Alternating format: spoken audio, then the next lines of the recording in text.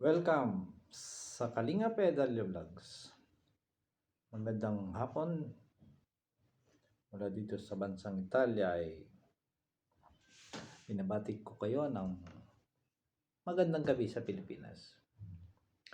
At sa hapong ito ay meron akong napakagandang topic at siguro naman ay relate kayo mga nandyan sa Pilipinas, na mga nasa abroad, at may mga OFW din na mga katulad ko nakaka-relate sa mga ganitong sitwasyon. Alam natin na ito ay talamak sa lahat ng antas ng ating society, ano? Kaya bago tayo mag-umpisa, ay pakisuyo na pakisubscribe si Kuya Bal Santos Matubang at Edna Vlogs at Kalinga Prab. At dito ay may makukuha tayong aral. Maging sa mga anak natin, sa mga apo natin, na wag ninyo itong gagawin. At sa ating thumbnail, makikita nyo yung sitwasyon ng isang babae na nalulong sa masamang droga. At ito ay nagsilbing aral, mabutit na agapan siya ng kanyang magulang, ano? At ito ay nais ko lamang iparating sa inyo na saan man tayo dako ng mundo ay talamak ang droga. At ito ay nagiging hanap buhay at nagiging bisyo ng mga kabataan at ng iba rin na matatanda na hindi nagpapakatanda, na kung kailan nagsisipagtandaan ay nagtitikim o gumagamit ng ganito at napiperwisyo ang kanilang mga sahod at ang kanilang mga pamilya, pati ang kanilang trabaho.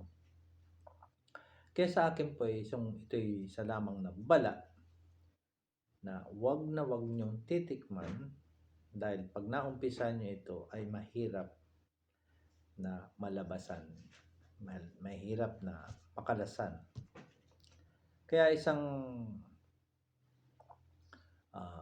karanasan dito sa abroad ng isang puti,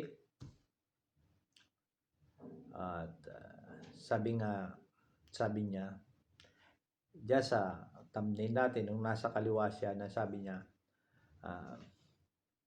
I'm completely broken, 93 pounds, living on the street, living in fear, in pain, addicted to meth and heroin, and ready for my life to finally end.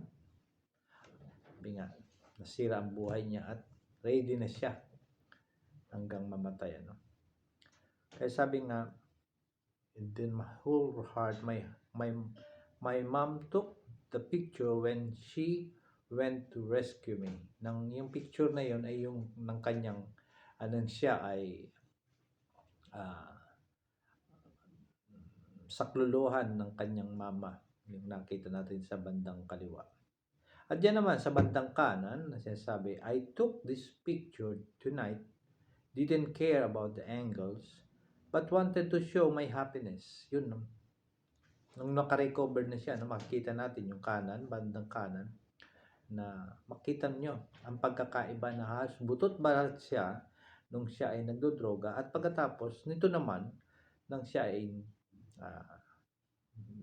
gumaling na, tsak na siya ay pa-rehabilitate at gumaling siya. I fought hard to the months in hospital, survived heart surgery, gained 40 pounds, and got the place to live. And I have my family and 2 cats and help me. Sabi nga, meron siyang pamilya, saya, nakasama niya, at meron din siyang alagang 2 pusa. Sabi niya, recovery is possible and it's worth it. Sabi niya, napahalagahan niya. At nagpapasalamat siya dahil yung picture na yon, na picture niya na nandiyan ngayon, nakita natin, ayun ay bunga nung pagiging masunuri niya sa magulang dahil isinalba siya ng magulang niya. Kaya tayo mga magulang, agapan natin ang mga anak natin. Kausapin natin siya, magbigay tayo ng panahon at maglaan tayo ng panahon para makausap ang mga anak natin, dahil kapag hindi natin kinakausap mga anak natin, baka busy, ay makipagkaibigan yan sa mga kaklase sa school o sa mga tao sa labas o kaya sa social media na hindi nila kakilala, at ito ay turuan sila na masasamang bisyo.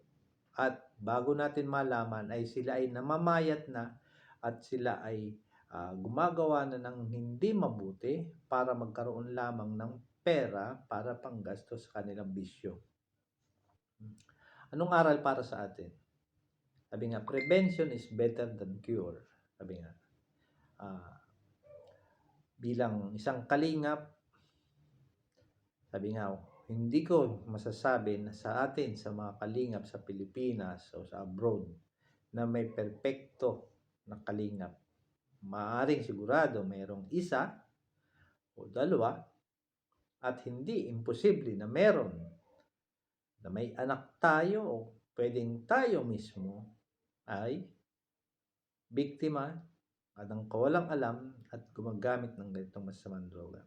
Dito ngayon sa Italy, dumadami na ngayon ang yung fentanyl na tinatawag. Isang droga siya na halos parang tinatawag na zombie. Sila yung mga nakatayo, ng mga nakaganyan, no?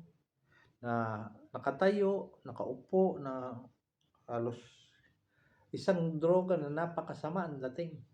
Sinisira ang utak at nalalak ang katawan ng tao. Nakatayo, nakaupo, kung saan na lang sa kalsada, nakita yan. Mas ay nagmula sa parte ng Amerika, USA. Sabi nga, hindi imposible makarating yan sa atin sa Pilipinas dahil lamang sa pagkagahaman ng mga nagbebenta upang sila'y kumamal ng salapi at wala silang pakialam sa mga magiging biktima, sa mga pwedeng yun maging biktima, mga apo natin, pamangkin natin, na anak natin, o mga anak natin, o sino-sino man, o tayo mismo, mga OFW, o tayong ang mga asawa ninyo na nasa Pilipinas, o ang asawa niyong lalaki o babae. Walang sino man makapagsabi dahil talamak, sabi nga, ang business na ito. Kaya parang awa nyo na sarili nyo. Magmasid kayo mga magulang, mga lolo-lola gaya ko, no? Na pagmasdan natin ang mga anak natin, ang mga apo natin, mga kabataan natin, na baka sila ay maging biktima ng ganitong mga tao na alam natin dyan sa Pilipinas. Kita nyo naman, halos nasulpo na yan ng ex-president na si Duterte. At ngayon, balita ako sa Pilipinas, di umano dumadami na naman, at meron pa akong masasamang balita na kayo na magsasabi. Hindi ako basta naniwala sa mga balibalita, pero sabi nga, nagaganap mga nakasulat sa kasulatan, at pinag-iingat tayo. Kaya isa lamang ang may babagi ko sa inyong isang kasulatan nakaulat sa Epeso 6, kabanata 6, talata 1 hanggang 3, na kayong mga anak, sabi, makinig kayo sa inyong mga magulang.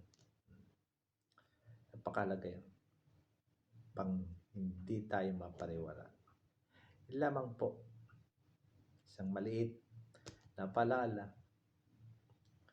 At huwag niyong kalimutan, si Kuya Bal Santos Matubang at Edna Vlogs at Kalingap Prab, subscribe niyo po. At mga kasama ko, mga karepa, kasama ko mga reactors, at ang kagrupo ko na Kalingap Watchers, tinatawag na kaliwat.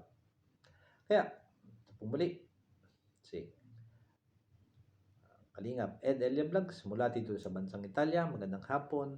At itong aking paalala ay tiyak, ikaw ang makikinabang, ang pamilya mo makikinabang, o ang kaibigan nyo. Payuhan nyo sila habang maaga pa at makapagsalba kayo ng buhay. I love you all. Bye-bye.